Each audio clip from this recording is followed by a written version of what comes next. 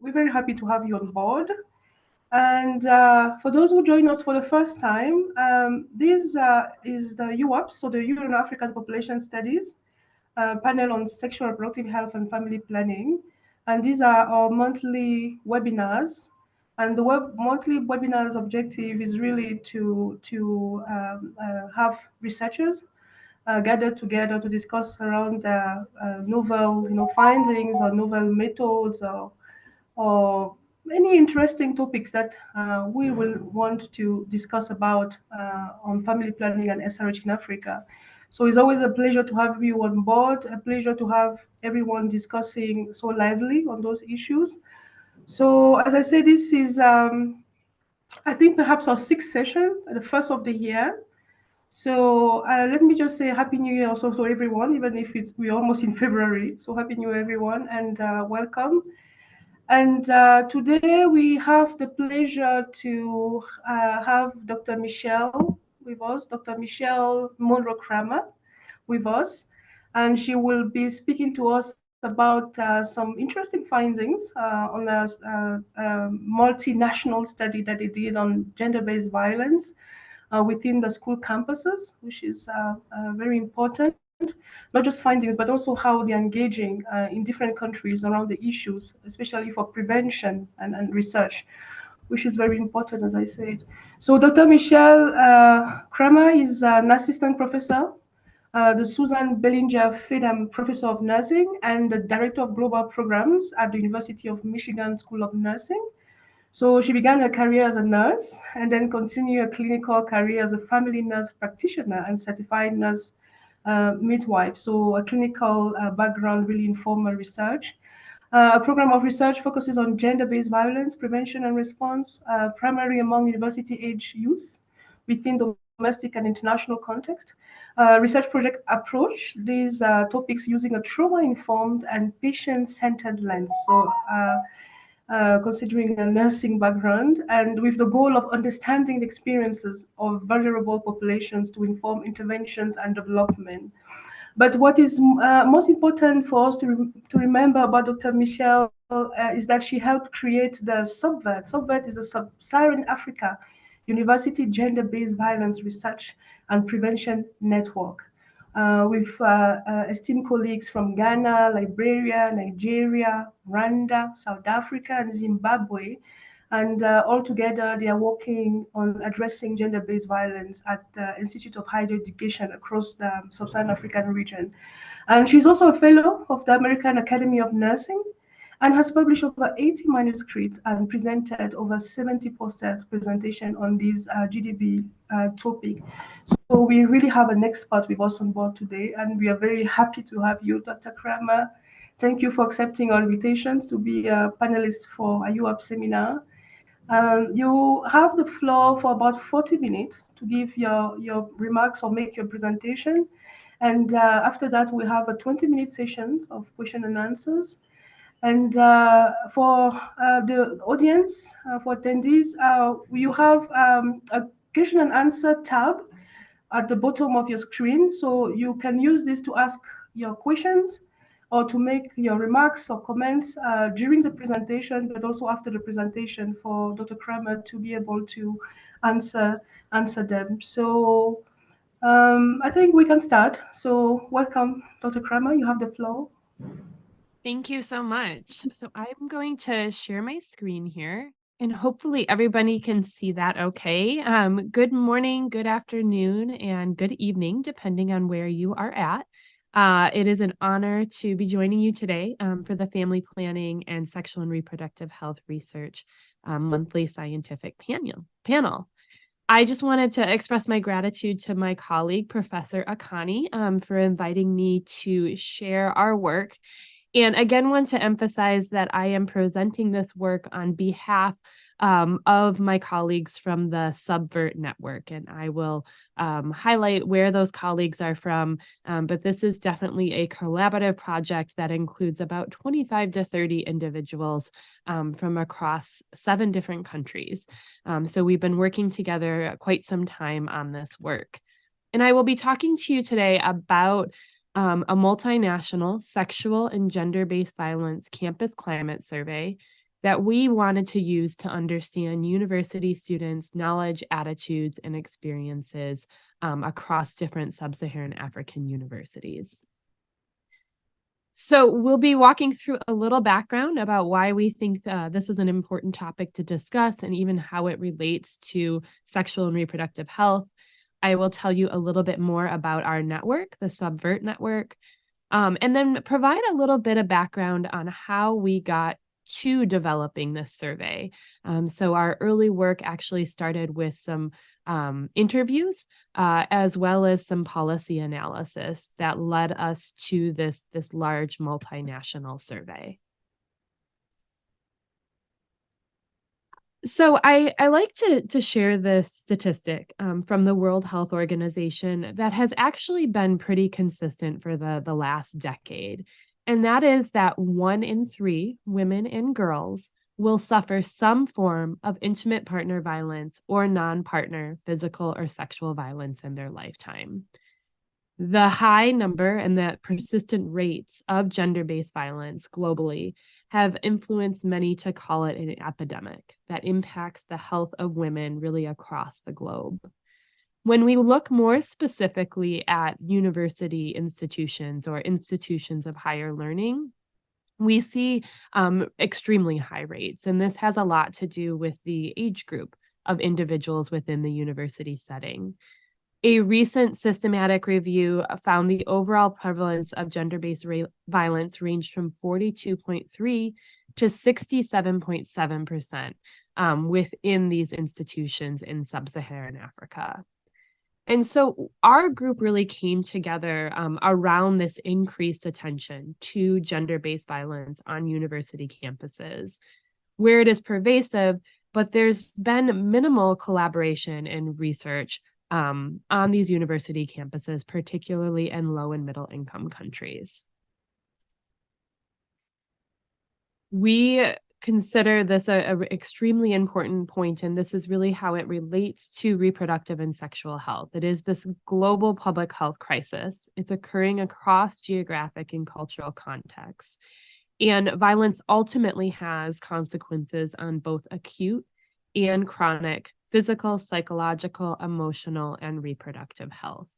And so we're very interested in having a better understanding of violence so that we can prevent its occurrence and more appropriately respond and provide help-seeking and care-seeking support for individuals who have experienced violence.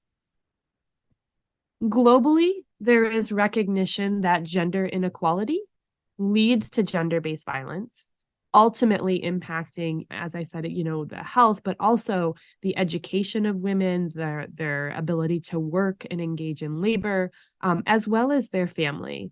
And so this extends to women within the university context as well. And this slide highlights the Sustainable Development Goals, and there is an entire goal. Goal 5 is on gender equality, with targets related to ending discrimination and specifically ending violence against women as well. I wanted to also highlight and emphasize why we have chosen to start our work within a university setting. So this is actually purposeful, and it's for a couple of reasons. One is that it's very practical. All of the collaborators that I'll highlight are currently embedded in diverse university environments. We see university students as a captive audience to develop and evaluate tools and interventions within a relatively controlled environment. And more importantly, are that university students represent a microcosm of the community. Gender-based violence can affect any individual, and there are many university students that experience structural vulnerabilities and potentially have kind of higher rates of gender-based violence. In addition, university students are still forming their beliefs about gender equality and gender-based violence, and they're really preparing to become future leaders. They go into positions of leadership within organizations and have the potential to be future policymakers. And So we Alabar is the founder of see that starting, there's a little bit of background Yeah, noise. there is a background noise. Can you please check who has his microphone? Please mute your microphone. Thank you. Thank you. Sorry for that. Yeah. All right. And so just continuing on, we really see university students as part of this larger community that have the ability to shape the community in the future as well. So we see this as a significant age group for a couple of reasons, as I mentioned, a captive audience in a population who experiences high levels of gender-based violence, yet are also still developing beliefs and attitudes about gender equality, as well as the acceptability of violence within their intimate relationships. So we hope to have the ability to start to shift some of those beliefs and attitudes. The other thing we like to emphasize is that many reproductive health programs for young people, including university students, promote responsible decision-making without always acknowledging the extent to which sexual and reproductive behaviors and outcomes are affected by violence and coercion. So these university students, while we intend to teach them about kind of family planning and reproductive health, sometimes they are engaging in these behaviors not by choice, but instead by force or coercion.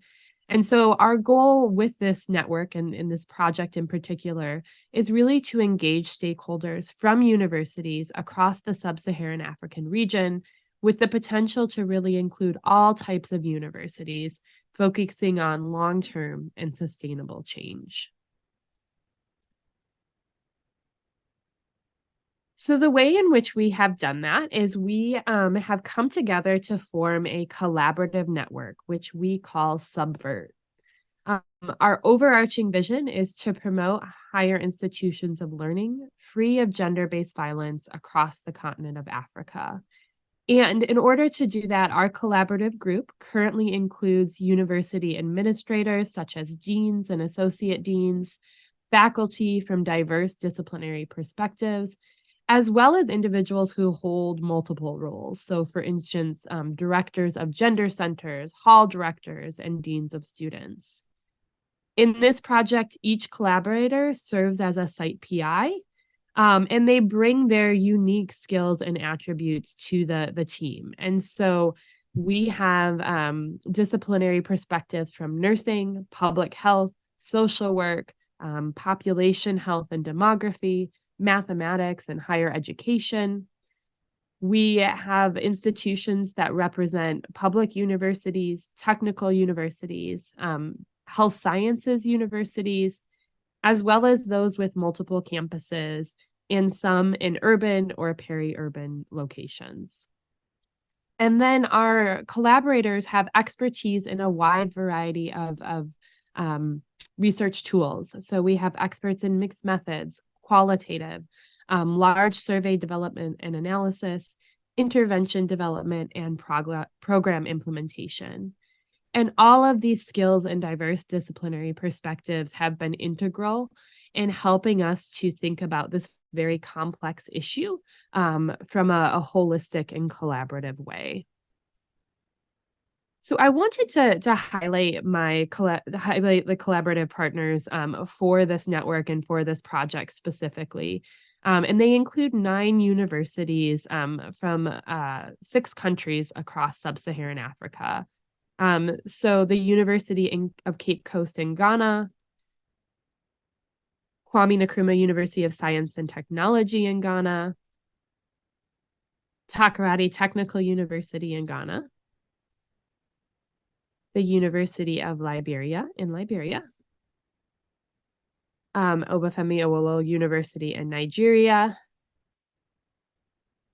the University of KwaZulu-Natal in South Africa, Sefiko Magatho Health Sciences University in South Africa, the National University of Science and Technology in Zimbabwe, and then the University of Rwanda in Rwanda. And so as you can see on this slide, there are a wide range of universities and locations, and our goal is really to continue to expand this network to incorporate institutions of higher learning from across the continent that represent different types of institutions as well as cultures, contexts, and locations. So the next thing I wanted to highlight is just the collaborative structure. We work across many different regions and time zones, and so it's really been important to think about how our network works together. And we are focused on a collaborative practice to really establish just best practices for gender-based violence measurement, as well as thinking about a menu of interventions that can be adapted to different contexts and countries, and really a community to share evidence, skills, and some of these lessons learned.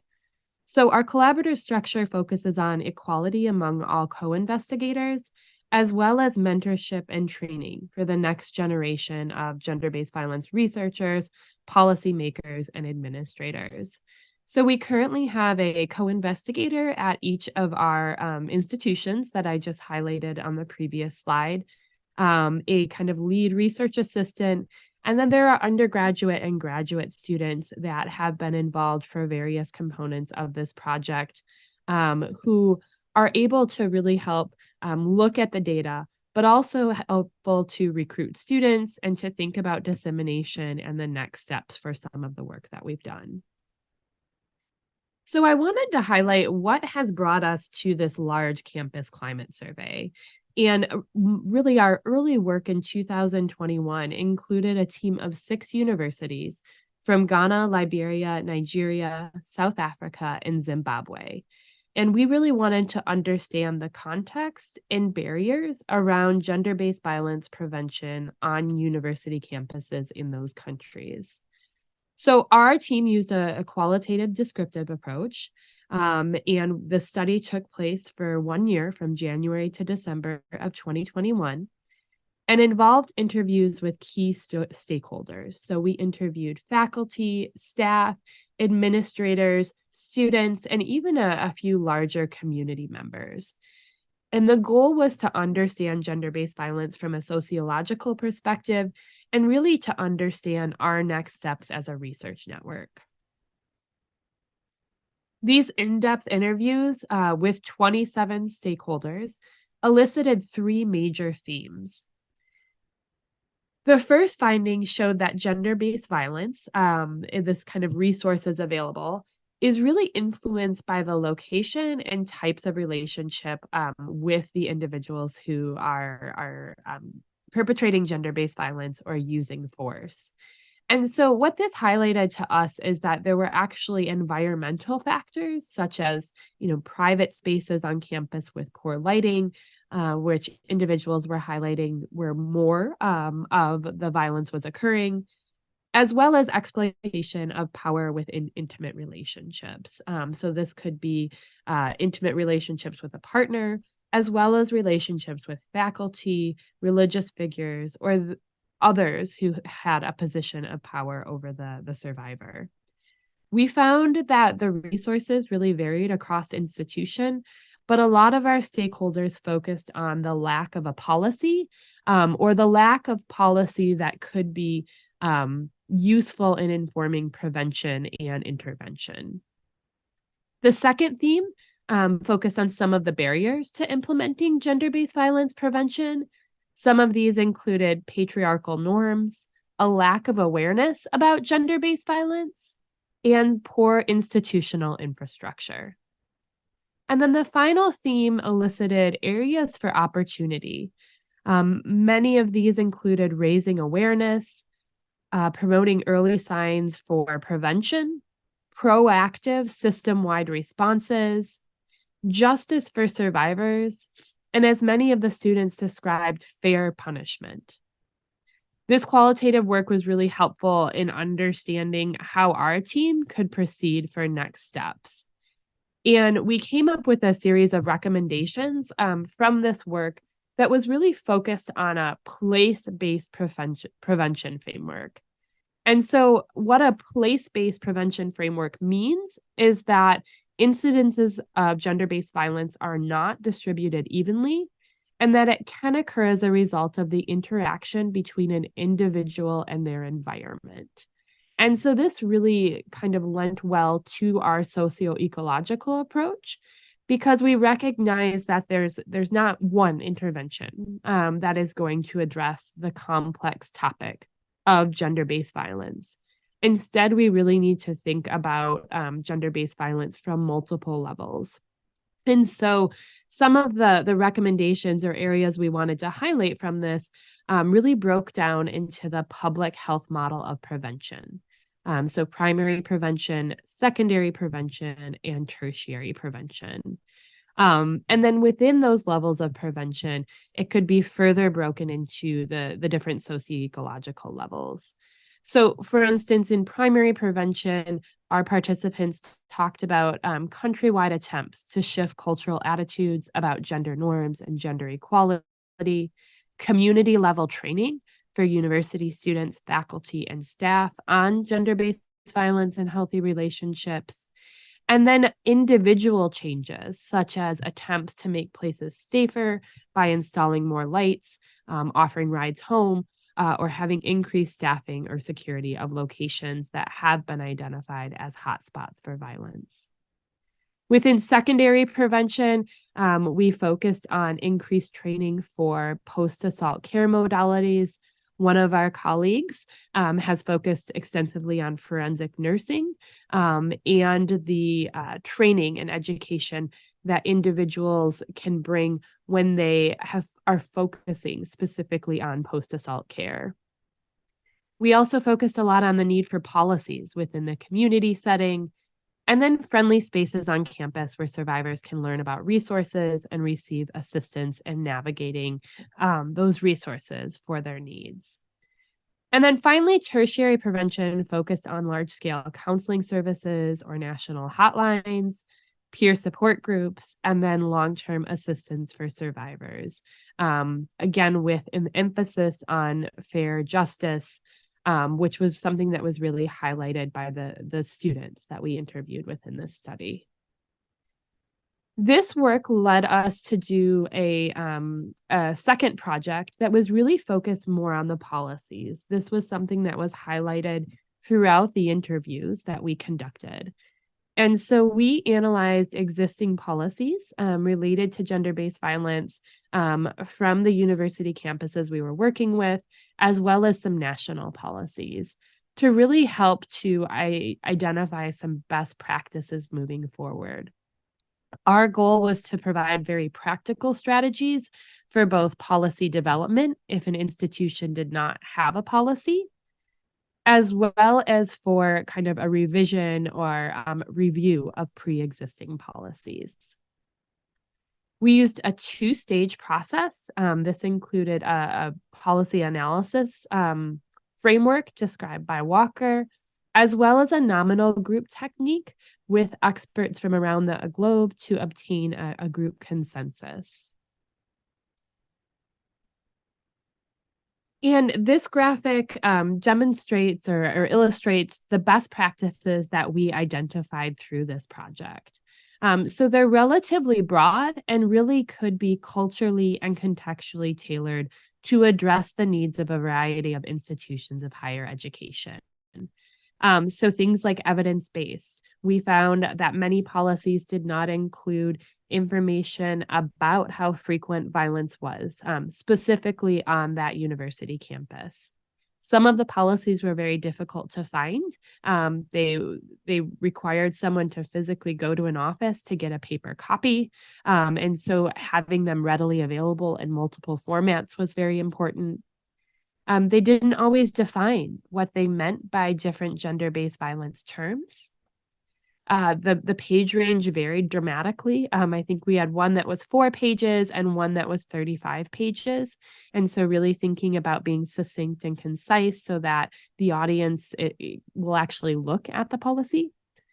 Incorporating broad definitions for all types of individuals that the policy is written for. One of the areas that we found lacking was specifically for male survivors of violence.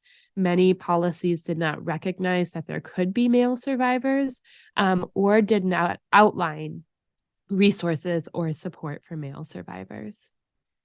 Many of the policies did not identify who created them or even the year that they were created or updated.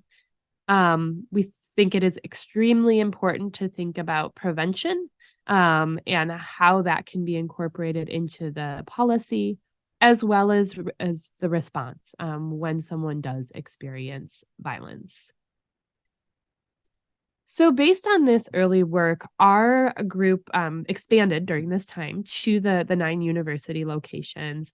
And we felt that it was really important to have systematic and comparable data for the universities within our network, and even really across the sub-Saharan African region.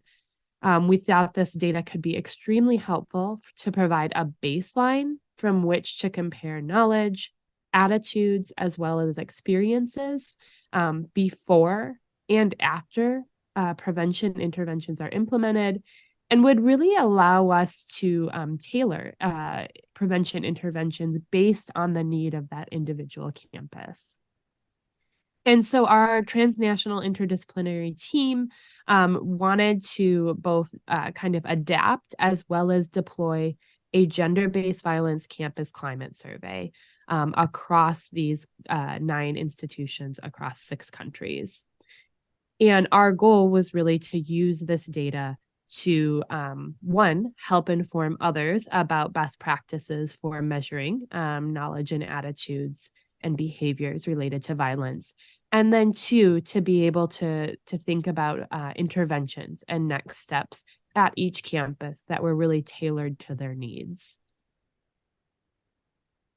So our first aim was to actually develop this survey as well as an anonymous sampling methodology.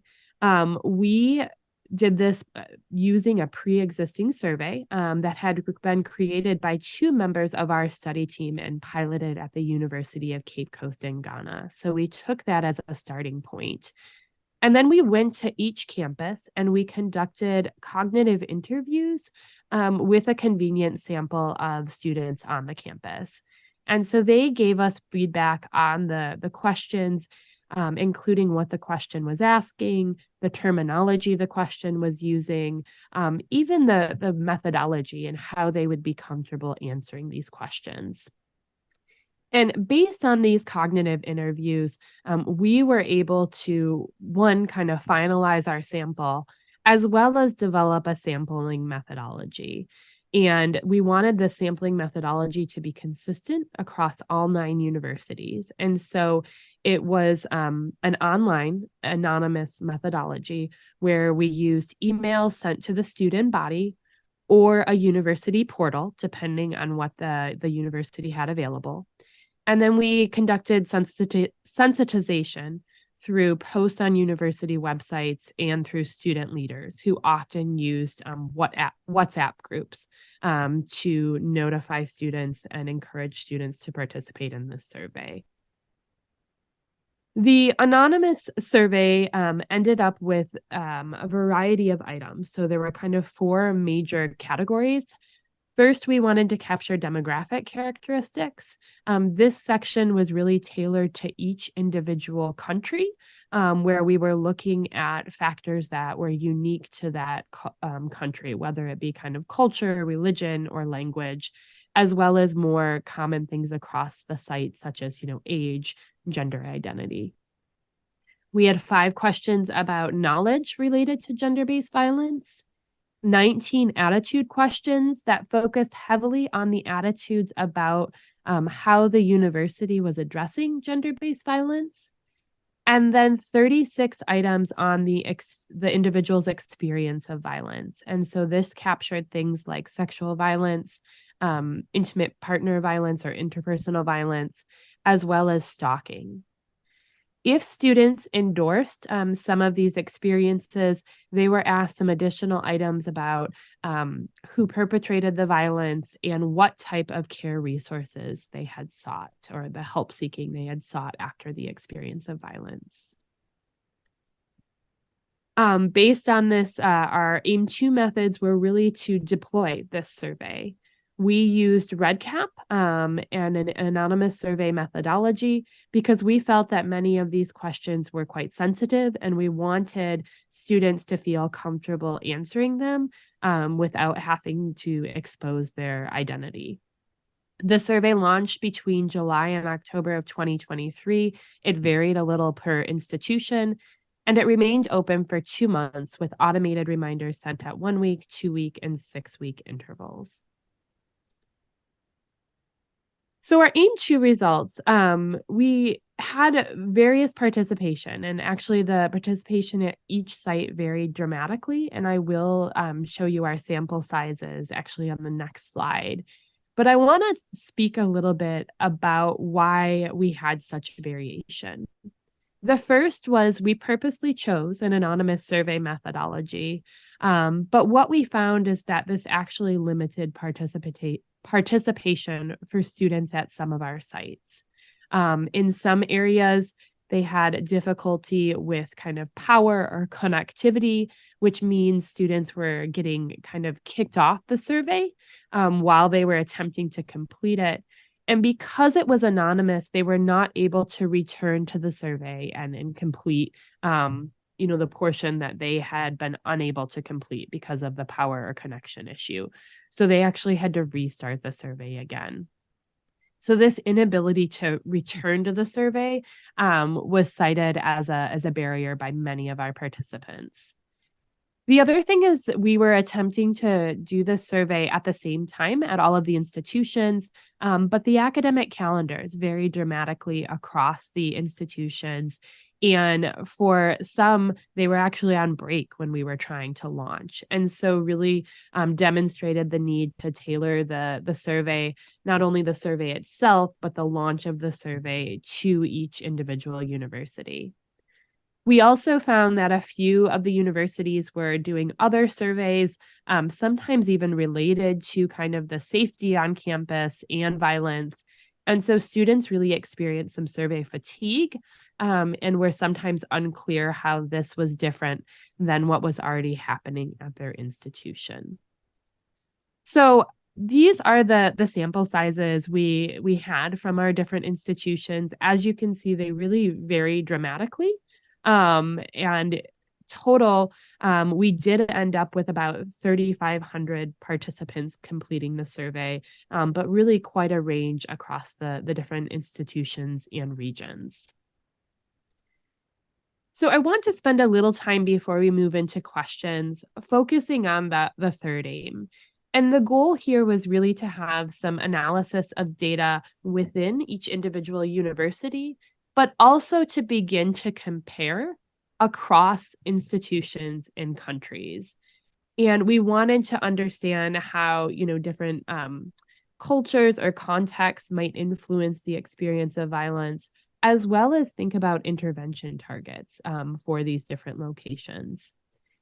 And so we have, as I said, basic demographics. We had just over 3,500 participants total. The mean age was right around 22, 23 years, but the age range did vary from 17 to 55 years. For gender, we were pretty evenly split between male and female participants.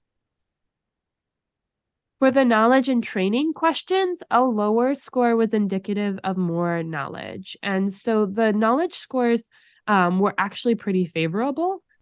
However, when we asked students if they had ever received training or campus programming on violence, most indicated that they had not. And so this was definitely seen as an area for improvement across all of the campuses.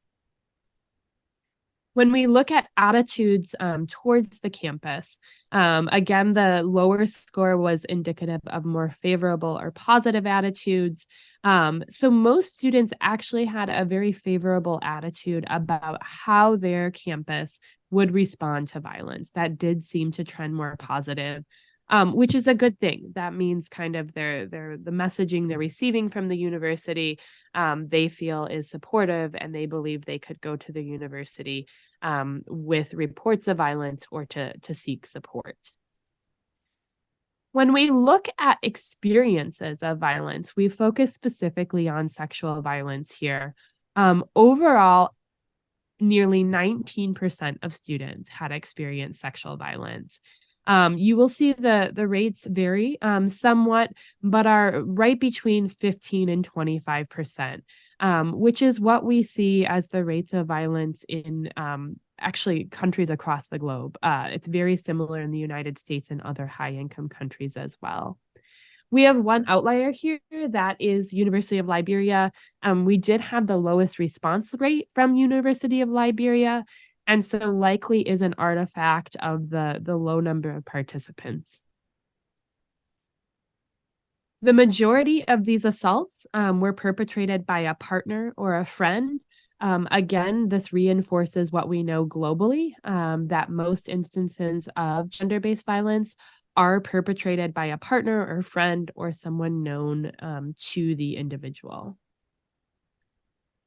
So we are still conducting some of the cross-comparison data analysis. So we should have more papers and presentations coming out about this data soon.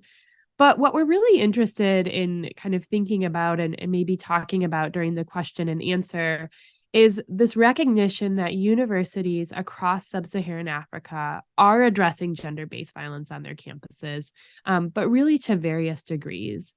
The universities that participate in the Subvert network, they have a champion. They have a researcher or an administrator who has really determined that this topic is important and seems to be championing research as well as programming around this. And so we'd really like to see that increase at all universities and get more universities involved with our network. Second, that there really is a lack of comparable data about gender-based violence. So both kind of experiences of it, as well as prevention, response, and policies across the region. I don't necessarily think this is because those things don't exist. I think it's because they're not necessarily being shared in a way that others can find them. And so again, as a network, we're really hoping to be able to pull some of this information together to be able to share with others what has worked, what hasn't, what are different institutions doing across the region. And finally, we really feel that this network is important to facilitate this development and sharing of best practices, as well as starting to think about a menu of options for interventions. So if we identify some interventions that could be culturally or contextually adapted, it really makes it easier to implement than to start from scratch.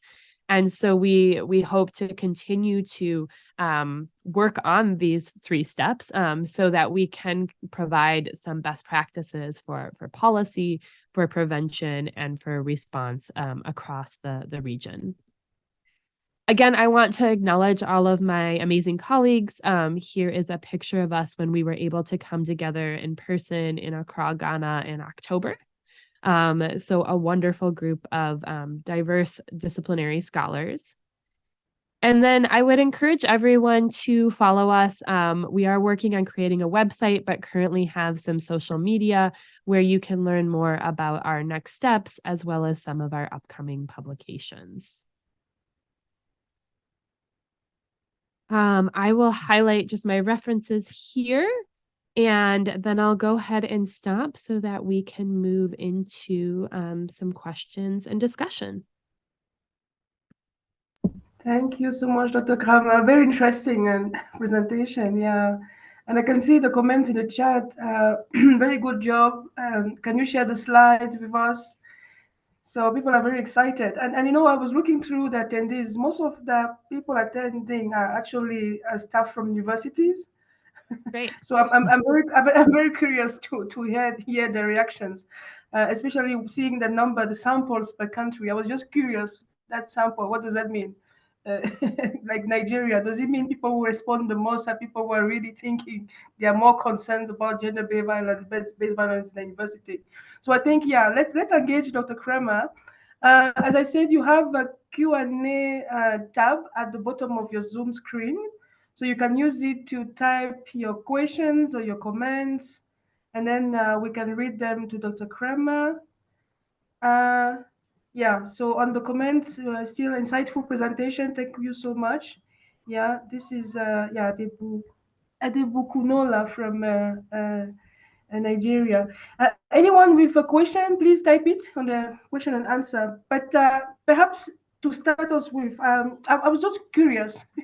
I was listening to you, and you say also like the policies. Of course, some universities don't have the policies yet. We know ideally institutions need to have these harassment policies where people can actually, report those kind of harassment, and of course it's followed up, and Yes. somebody is there to take action and to also, attend to the person who is considered as victim. So I know some of our universities do not have the policies.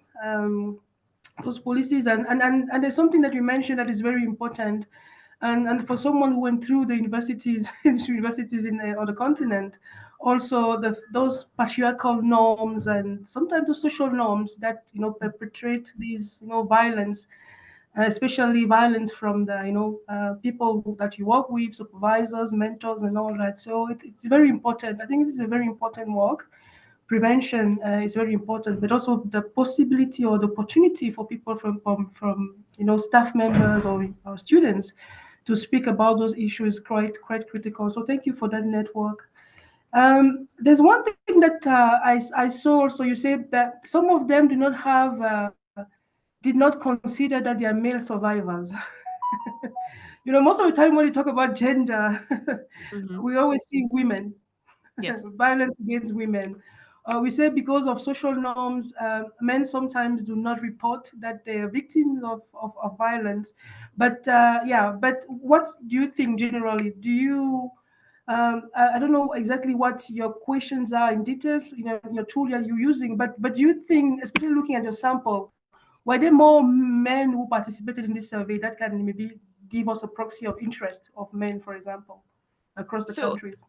yeah, so the gender distribution of participants in the survey was actually quite similar.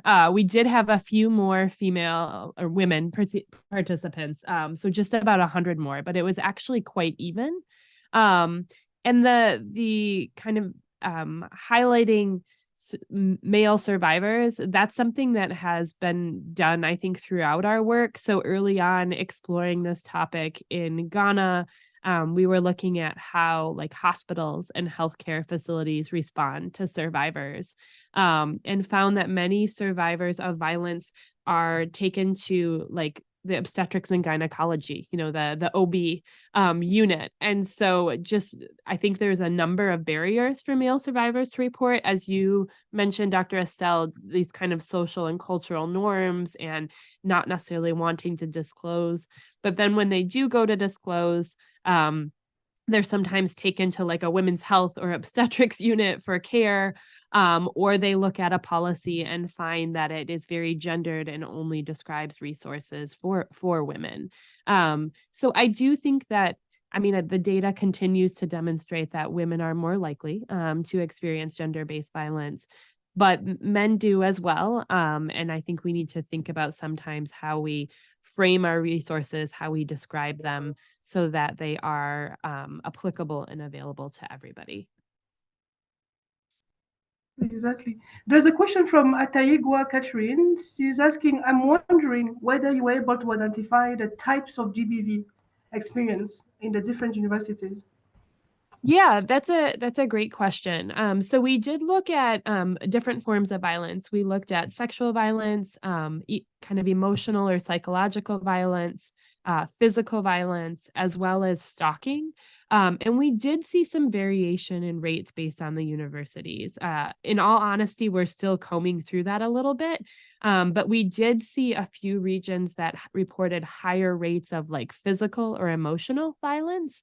And it's unclear at this time if that's because there truly were higher rates of that type of violence, or if students maybe had a better understanding of what that was, right, than others at a different region. I will say that one of the things we found through the cognitive interview process was a need to include definitions before we asked these questions to ensure that all survey participants were coming to the survey with the same understanding, because we did find that during the cognitive interview process, student understanding and of these types of violence really varied.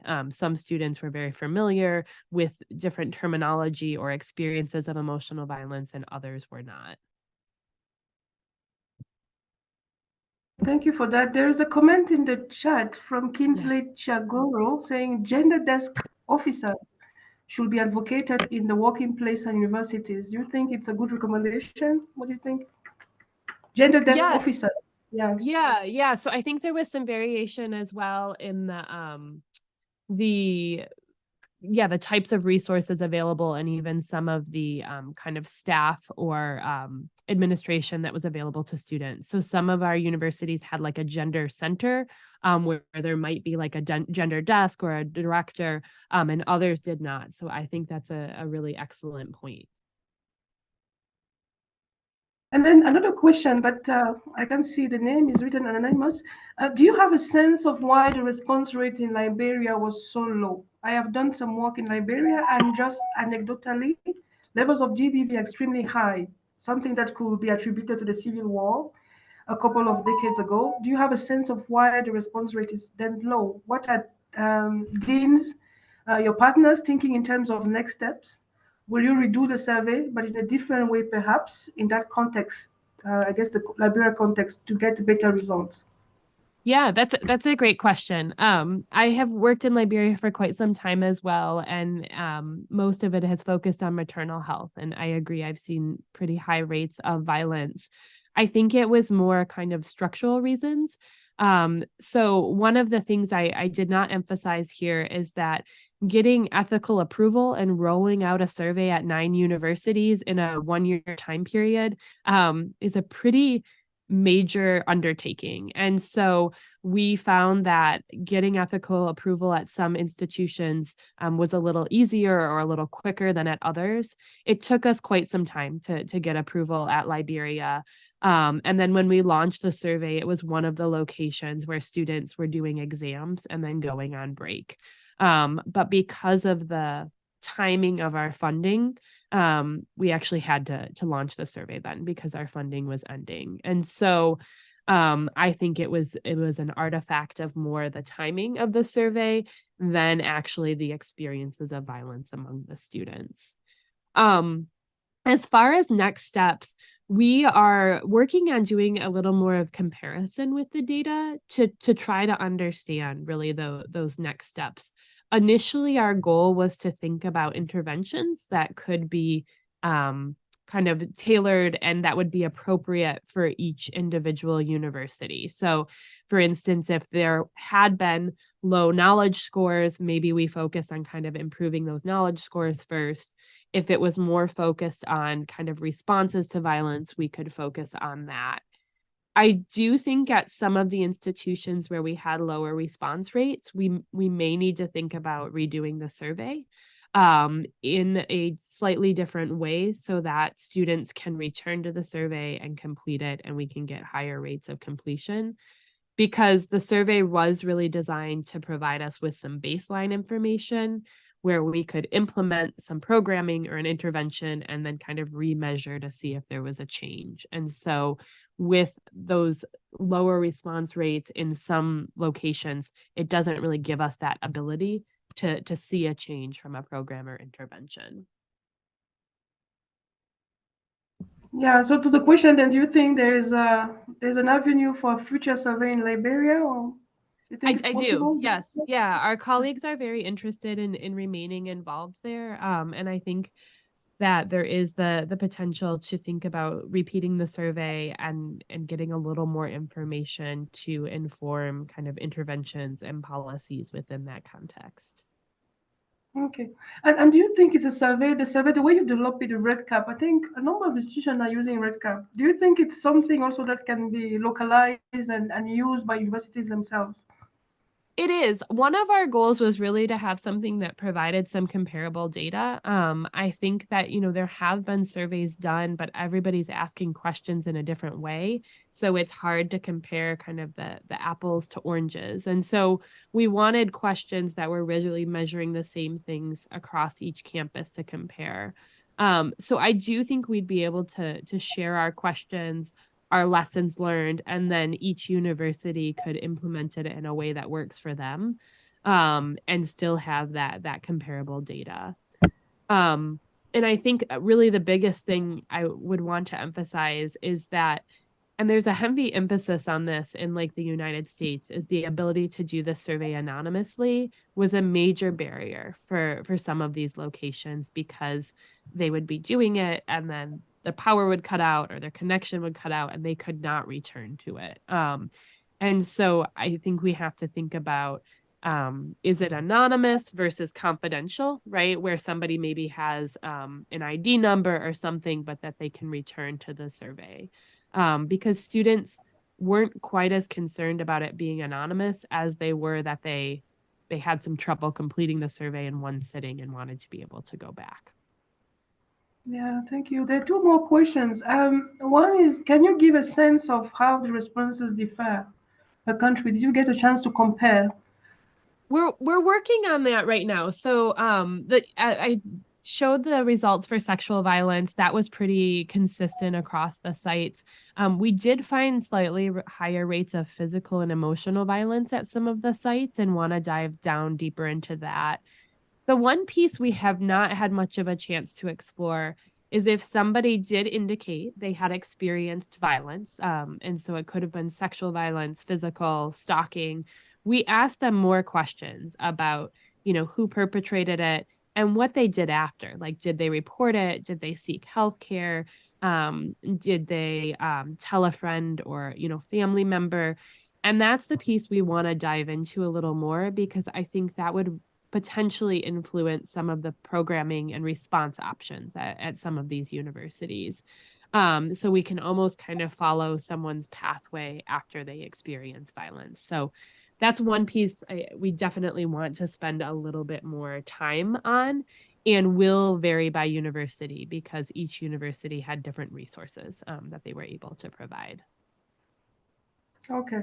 So without pointing finger on any university, that's my own question. Do you think there's a university that's really stood out in any of your outcome? I don't think so. There wasn't one that had like a dramatically higher. There were some variations that were more on kind of type of violence, but there wasn't one university that had dramatically higher rates than the other. Okay. And then the last question, which I think is very, very, very important, did your results are shared back with students on those campuses, and what were the responses? So we're in the process of doing that. At this time, a couple of the universities have shared out the results with administrators and are talking about next steps. We did include some budget in our grant to do dissemination at each university. And so we're looking at kind of the best way to do that. We are planning to create kind of like a graphic or one pager that could be shared, and then hopefully some sort of like town hall or discussion, depending on the university and what will work. But that is something that we see as very important as well. I think what we've heard consistently in the earlier work is that students aren't always involved in some of the planning or decision making or the policy making, and that they want to be, right? They want to understand that process more. So the goal is to share this back to the whole campus community, faculty, administrators, as well as students, as we start to think about what next steps would look like at each university. And then there's a question that came in from Kinsley. Of the numbers of violence, what percentage was reported to the police and action taken by the universities? Do you have an idea of that? Yeah, I don't think I can answer that at this time, Kingsley. We should be able to present those numbers after we dive into the data a little bit more. But I don't have a kind of an overall number at this time. Okay. Okay, and then there's this last comment I see from Catherine on the chat, and I think which is quite important because I work within a unit that Yeah. explore gender issues, and it's the definition of violence Hmm. actually. It's and gender-based violence is not as clear as we think sometimes when we Yeah. speak to individuals. Yeah. So Catherine said, for example, do you think most people confuse violence with discrimination? Because there's this whole notion. You see, for example, the harassment, just sexual harassment within our university context or learning institutions context. Um, we assume sometimes that is it's good for somebody to you know to talk about like to seduce somebody, because people will tell you, oh, but we look for wife and husbands in social Hmm. gatherings, so including university, including where we work, and this is an African tradition. So perhaps the people who experience that sexual violence or harassment might not be able to really distinguish between what is really advanced, somebody seducing me, or what is violence. Do you think we have that problem in terms of just your general understanding in the field? Do you think we have a problem on defining what is violence within the continent? Yeah, I mean, we spent a lot of time early on when developing the survey thinking about how to ask these questions, right? So traditionally when we measure violence, it's based on self-report, because we know very few people report overall. Few people report to police and some go to healthcare first. And so getting numbers based on that we know is often an underestimate. And so I know just globally, like the World Health Organization, they've recommended relying on behaviorally specific questions. So instead of asking someone if they've experienced violence, we ask about actions that have been perpetrated against them. For instance, have you been hit, kicked, slapped, as opposed to saying, have you experienced physical violence? But during the cognitive interview process, we did find that there was a lot of variation in understanding of violence and even the terminology used. Like we debated, do we use gender-based violence or interpersonal violence or intimate partner violence? Or, there's a lot of terminology there. And I think that often varies based on country or culture or context. And so what we did end up doing is we provided a definition for each of the terms that we used, and then we did use those behaviorally specific questions. We did not specifically measure discrimination or sexual harassment, but we did think about the difference between kind of sexual harassment versus like sexual assault, right? And how those questions were asked. But I think Catherine's question is a really good one and something that many researchers in this area are continuing to grapple with. How do we ask these questions in the best way to really measure and capture what we're trying to? Yeah, thank you, Dr. Kramer, so much for this informative presentation. Again, it was I learned a lot personally. I was not aware of the network. Now I know, and then maybe looking for collaboration also. I can see two questions that came in, but we're running out of time. So if we can translate this to Dr. Kramer by email, and she can respond to you. Yeah, so join me in thank you, Dr. Kramer. You can put your reactions, you can clap for her or whatever, or a thumbs up using your Zoom reaction button.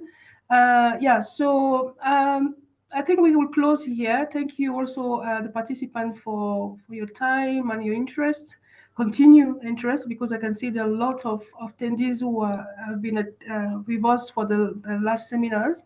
So thank you for your continued interest on this seminar. And yeah, and I will close there unless Professor Akani, do you have a final word before we close? 1 minute. Yes, thank you. It's just again to thank everybody for the attention, and special thanks to Dr. Michel for this brilliant presentation. So if we have anybody who is willing also to present something you are doing in Africa on sexual and reproductive health, please let us know. You can write to the secretariat or any of us so that then we can also have you on board. Besides that, again, to thank our sponsor, International Family Planning Conference, and also the Bill and Melinda Gates Foundation, just to thank them for providing us with financial support for this program. So Yeah, other than indeed. that, please check UAPS website for the conference that is me. I think the website is out now. Doctors, unless you want to speak more about that, then we close. Yeah. Please submit your abstract to the conference. The call is out. I want to see your abstract, and we want to see you in Malawi in May. So yeah, so look at it. If for some reason you have not seen it or you have not received it, please reach out to Sylvia or Valentina, and she will be happy to share that with you. Yeah. So yeah, on that, thank you again, and have a nice evening or nice day, everyone. Bye. Thank you so much. Thanks, everybody.